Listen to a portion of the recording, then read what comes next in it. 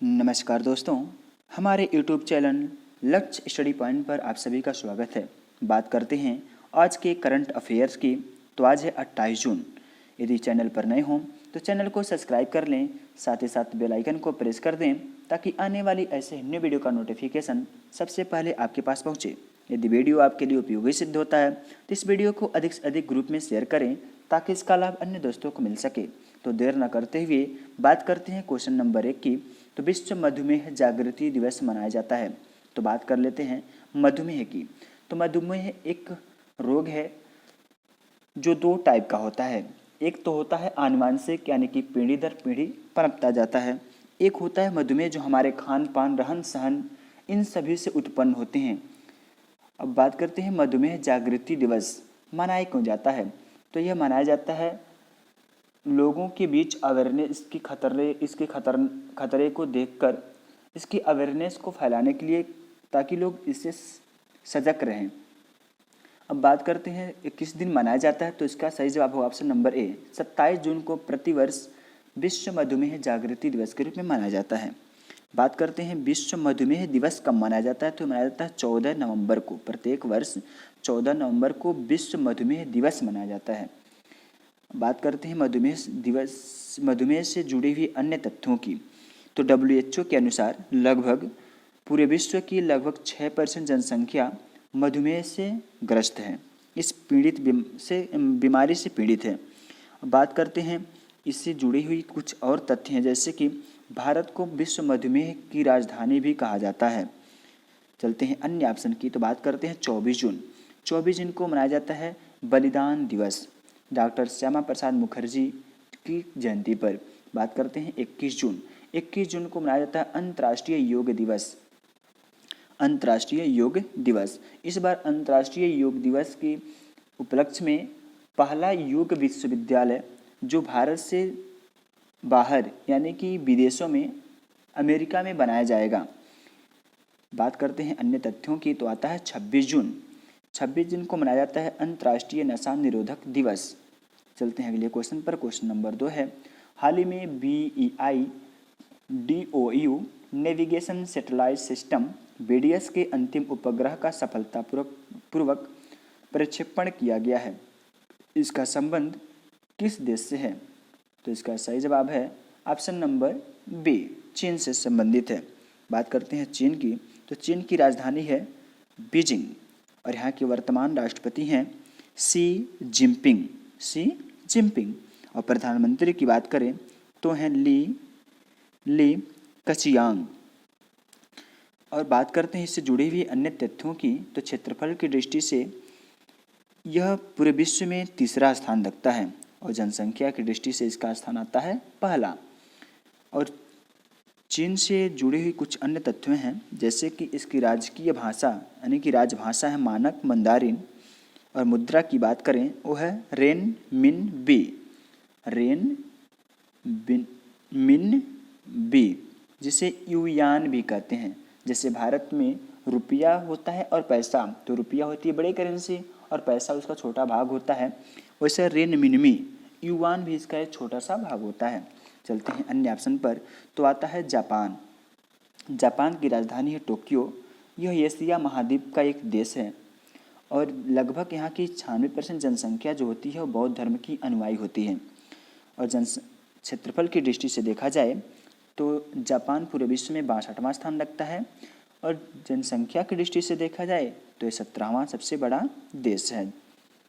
और जैसे भारत की राष्ट्रीय खेल हॉकी होती है, उसी प्रकार जापान की राष्ट्रीय खेल है सूमो। चलते हैं अगले ऑप्शन पे। तो रूस। तो इस भारत चीन सीमा विवाद के तहत भारत के वर्तमान रक्षा मंत्री राजनाथ सिंह 3 दिवसीय रूस की यात्रा पर गए थे। वहाँ पर S-400 मिसाइल को लेकर चर्चा भी हुई। चलते हैं अगले क्वेश्चन पर। क्वेश्चन नंबर 3 है, हाल ही में health care company Johnson and Johnson ने किसे $1.5 लाख देने की घोषणा की है।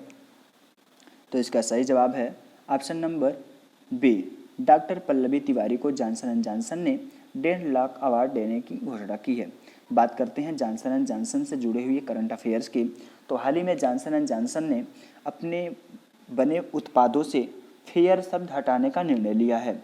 इससे पहले फेयर लवली जो बनता है हिंदुस्तान यूनिलीवर से, उसने भी इससे पहले घोषणा कर दी अपने उत्पाद से बने फेयर शब्द हटाने को। उसके जगह प्रयोग किया जाएगा ग्लो, क्योंकि अन्य यूरोपीय देशों में रंग भेद का जो मतभेद चल रहा उसी को देखते हुए इस निर्णय लिया गया है। तो बात करते हैं जॉनसन एंड जॉनसन की। तो इसकी स्थापना हुई थी 1886 में। इसका वर्तमान मुख्यालय न्यू जर्सी में है। चलते हैं अगले क्वेश्चन पर। क्वेश्चन नंबर 4 है, केंद्रीय मंत्री डॉक्टर जितेंद्र सिंह ने सीमा सड़क संगठन यानी कि BRO बोर्ड रोड ऑर्गेनाइजेशन के तहत निर्मित देविका और पुनेजा सेतुओं का शुभारंभ किया। यह किस राज्य से संबंधित है? तो इसका सही जवाब है option number B, Himachal Pradesh.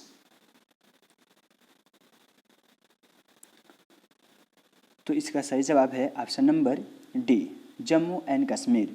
केंद्रीय मंत्री डॉक्टर जितेंद्र सिंह ने सीमा सड़क संगठन द्वारा निर्मित देविका और पुनेजा सेतुओं का शुभारंभ किया। यह किस राज्य से संबंधित है? इसका सही जवाब option number D, Jammu and Kashmir से संबंधित है।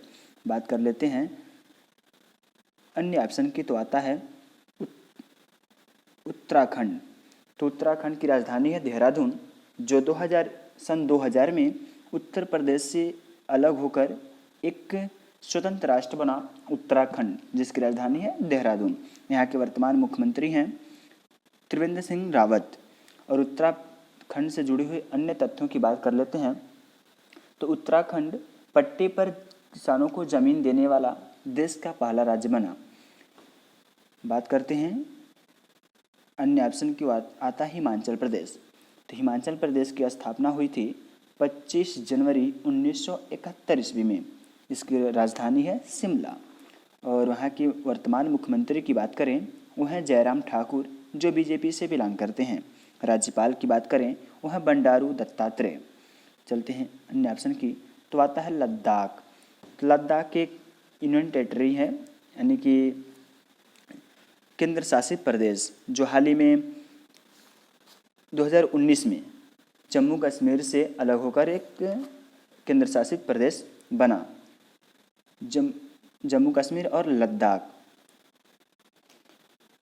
तो लद्दाख से जुड़ी हुई अन्य तथ्यों की बात कर लेते हैं। तो लद्दाख में 2 जिले हैं, लेह और कारगिल। यहाँ के उपराज्यपाल हैं वर्तमान में राधा कृष्ण माथुर। और यहाँ के नेशनल पार्क की बात कर लेते हैं कुछ। तो है Hemis national park. Hemis national park. इस क्वेश्चन का सही जवाब है जम्मू एंड कश्मीर। तो इससे जुड़े हुए कुछ अन्य तथ्यों की बात कर लेते हैं। तो जम्मू और कश्मीर यह भारत का एक केंद्र शासित प्रदेश है, जिसकी स्थापना 5 अगस्त 2019 में केंद्र शासित प्रदेश के रूप में विभाजित हुआ। पहले एक राज्य था। और यहाँ के वर्तमान राज्यपाल हैं उपराज्यपाल गिरीश चंद्र मुर्मू जी हैं। इससे जुड़े हुए अन्य तथ्यों की बात कर लेते हैं।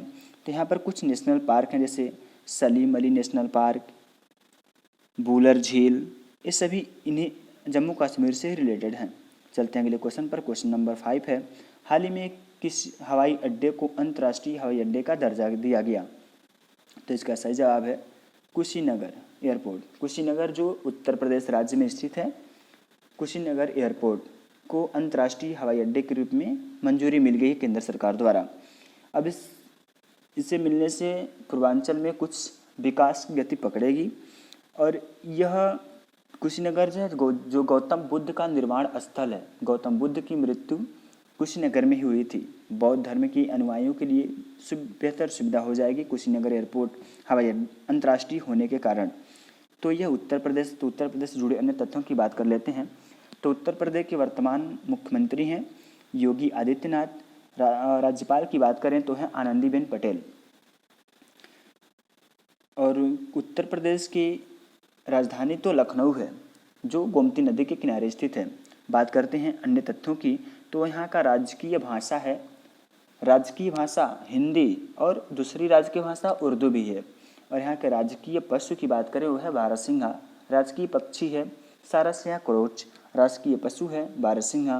राजकीय वृक्ष है अशोक, और राजकीय प्रतीक है वो है 2 रोहू की मछली, उसमें लगा होता है एक तीर धनुष, और 2 तरंगे होती हैं जिनका अलग अलग वैल्यू होता है। चलते हैं अगले क्वेश्चन पर। क्वेश्चन नंबर 6 है, हाल ही में किस राज्य सरकार ने बुखार क्लिनिक स्थापित करने की घोषणा की है? तो बुखार क्लिनिक स्थापित करने की घोषणा हाल ही में किया है कर्नाटक गवर्नमेंट ने।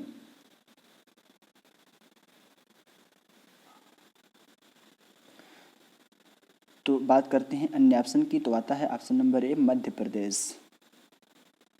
मध्य प्रदेश की राजधानी है भोपाल, और यहाँ के वर्तमान मुख्यमंत्री हैं शिवराज सिंह चौहान, जो हाल ही में कमलनाथ सरकार को गिराकर दोबारा सरकार बनी है मध्य प्रदेश में शिवराज सिंह चौहान जी की। बात करते हैं अन्य ऑप्शन की, तो आता है महाराष्ट्र की राजधानी है मुंबई, जो पहले बॉम्बे के नाम से प्रसिद्ध थी। इसकी स्थापना हुई थी 1960 ईस्वी में।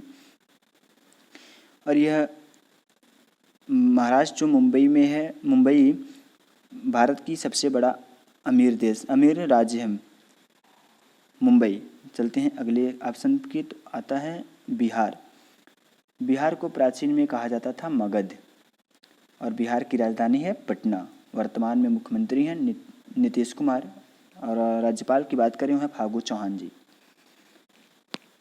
प्राचीन काल में इसे कहा जाता था मगध, बिहार को। अब बिहार से जुड़े अन्य तथ्यों की बात कर लेते हैं। तो बिहार में है बोध गया मंदिर, जहाँ पर पिंडदान दिया जाता है। उससे थोड़ी सी नज़दीक पे है गया, दोनों ही के बीच की 13 किलोमीटर दूरी है, जिससे बोध गया है, यहाँ पर होता है गया। तो बोध गया में है विष्णु मंदिर, और गया में है महाबोधि मंदिर, जहाँ पर गौतम बुद्ध ज्ञान प्राप्त किए थे। चलते हैं अगले क्वेश्चन पर। क्वेश्चन नंबर 7 है, हाल ही में आत्मनिर्भर उत्तर प्रदेश अभियान की शुरुआत हुई है, इसका उद्घाटन किसने किया? तो इसका उद्घाटन वर्तमान प्रधानमंत्री नरेंद्र मोदी ने किया।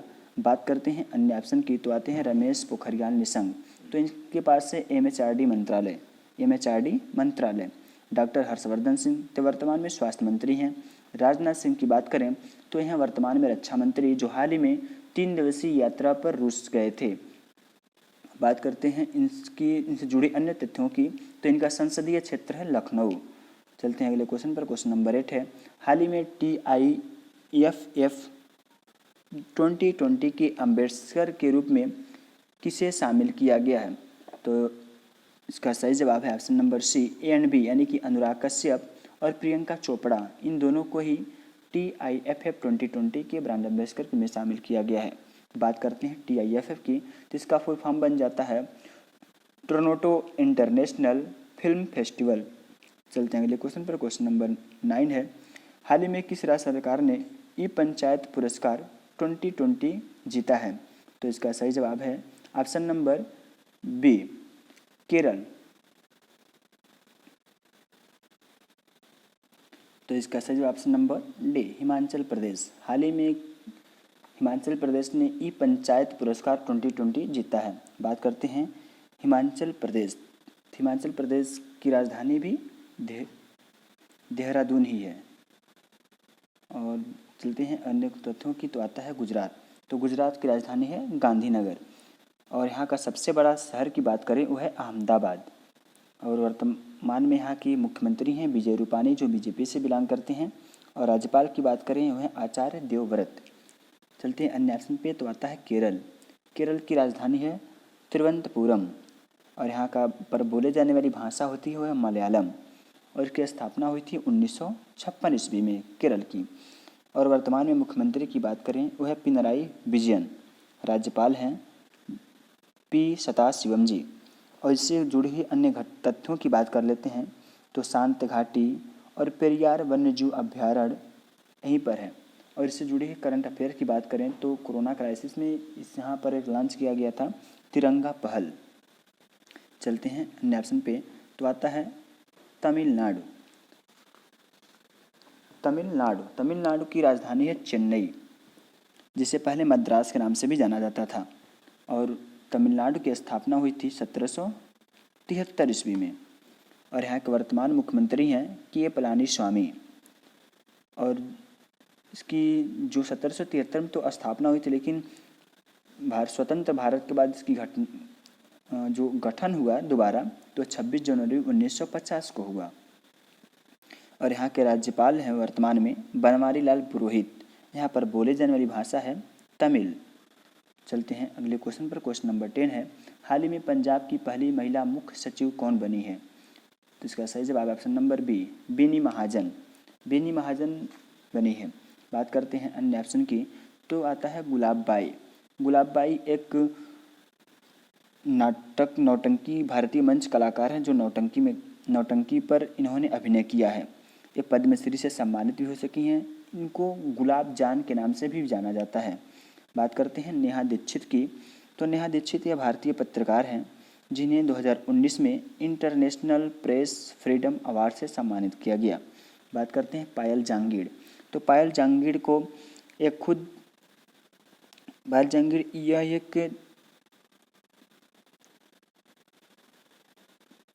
पायल जांगीड़ को हाल ही में चेंज मेकर अवार्ड से सम्मानित किया गया। यह राजस्थान से बिलोंग करती हैं।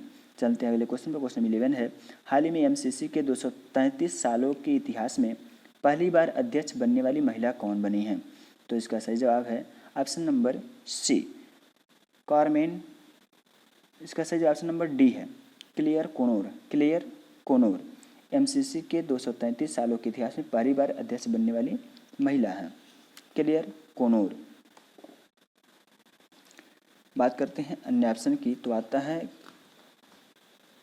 क्लेयर कोनोर के बारे में जान लेते हैं। तो ये 24 जून 2020 को मैरी लेबोन क्रिकेट क्लब की प्रेसिडेंट भी बनाई गई हैं।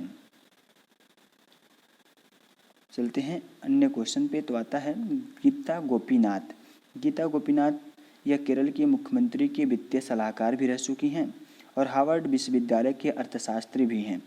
चलते हैं अन्य ऑप्शन को, आता है अंशुला कांत, तो यह SBI यानी कि भारतीय स्टेट बैंक के मैनेजिंग डायरेक्टर MD हैं वर्ल्ड बैंक में, यानी कि वर्ल्ड बैंक 2019 में इन्हें MD एंड CEO के रूप में नियुक्त किया गया। और कार्मेन रेनहार्ट की बात करें तो यह क्यूबा में जन्म हुआ इनका और अमेरिका में अर्थशास्त्री हैं और 20 मई 2020 को इनको वर्ल्ड बैंक का मुख्य अर्थशास्त्री के रूप में नियुक्त किया गया। चलते हैं अगले क्वेश्चन पर। क्वेश्चन नंबर 12 है, नीति आयोग ने हाल ही में एक व्यवहार परिवर्तन अभियान navigating the new normal launch किया है। निम्न में से किससे सहयोग द्वारा शुरू किया गया है? तो इसका सही जवाब है ऑप्शन नंबर डी, उपरोक्त सभी bill and Melinda Gates foundation, centre for social and behavioural change, महिला एवं बाल विकास मंत्रालय, इन तीनों के सहयोग से ही नीति आयोग ने एक व्यवहार परिवर्तन अभियान navigating the new normal launch किया है। बात करते हैं नीति आयोग, तो यह योजना आयोग के स्थान पर 2015 में बनाया गया एक संस्था है और इसके जो अध्यक्ष होते हैं देश के प्रधानमंत्री होते हैं। चलते हैं अगले क्वेश्चन पर। क्वेश्चन नंबर 13 है, हाल ही में पाकिस्तान में किस नाम से पहला हिंदू मंदिर बनाने की आधारशिला रखी गई है? तो इसका सही जवाब option number A, Shri Krishna मंदिर के नाम से। चलते हैं अगले क्वेश्चन पर। क्वेश्चन नंबर 14 है, विजडन इंडिया के एक पोल के तहत पिछले 50 वर्षों में सर्वश्रेष्ठ टेस्ट क्रिकेटर का पोल किस खिलाड़ी ने जीता? तो इसका सही जवाब है option number B, Rahul Dravid ने जीता है। अब बात करते हैं राहुल द्रविड़ से जुड़े कुछ अन्य तथ्यों की, तो यह टेस्ट क्रिकेट में 10,000 से अधिक रन बनाने वाले तीसरे बल्लेबाज हैं। पहले तो सुनील गावस्कर का नाम है, उसके बाद सचिन तेंदुलकर, इन दोनों के बाद ही टेस्ट क्रिकेट में 10,000 से अधिक रन बनाने वाले यह एकमात्र भारतीय हैं, तीसरे नंबर के भारतीय क्रिकेटर हैं। चलते हैं अन्य तथ्यों पर, तो आते हैं पहले सचिन तेंदुलकर। तो सचिन तेंदुलकर यह भारत के पूर्व कप्तान भी रह चुके हैं और जाने माने क्रिकेटर हैं। ये पद्म भूषण, भारत रत्न, अर्जुन अवार्ड से सम्मानित किए गए हैं और राजीव गांधी खेल रत्न पुरस्कार पाने वाले यह पहले क्रिकेटर हैं। और हाल ही में रोहित शर्मा को राजीव गांधी खेल रत्न पुरस्कार के लिए नामित भी किया गया है। चलते हैं अगले क्वेश्चन ऑप्शन पर, तो आता है सौरव गांगुली। तो यह भारत के वर्तमान BCCI अध्यक्ष हैं और पूर्व क्रिकेटर भी हैं। वसीम जाफ़र की बात करें तो ये भारतीय क्रिकेटर हैं और ये दाएं हाथ के भारतीय सलामी बल्लेबाज प्लस गेंदबाज भी हैं। रणजी ट्रॉफी क्रिकेट में सबसे अधिक रन बनाने वाले एकमात्र भारतीय हैं वसीम जाफ़र। चलते हैं अगले क्वेश्चन पर। तो आज का अभ्यास प्रश्न है, हाल ही में आत्मनिर्भर पेट्रोल पंप का शुभारंभ हुआ। तो इसका सही जवाब कमेंट बॉक्स में कमेंट करना मत भूलिएगा। वीडियो देखने के लिए आपका धन्यवाद। जय हिंद, जय भारत।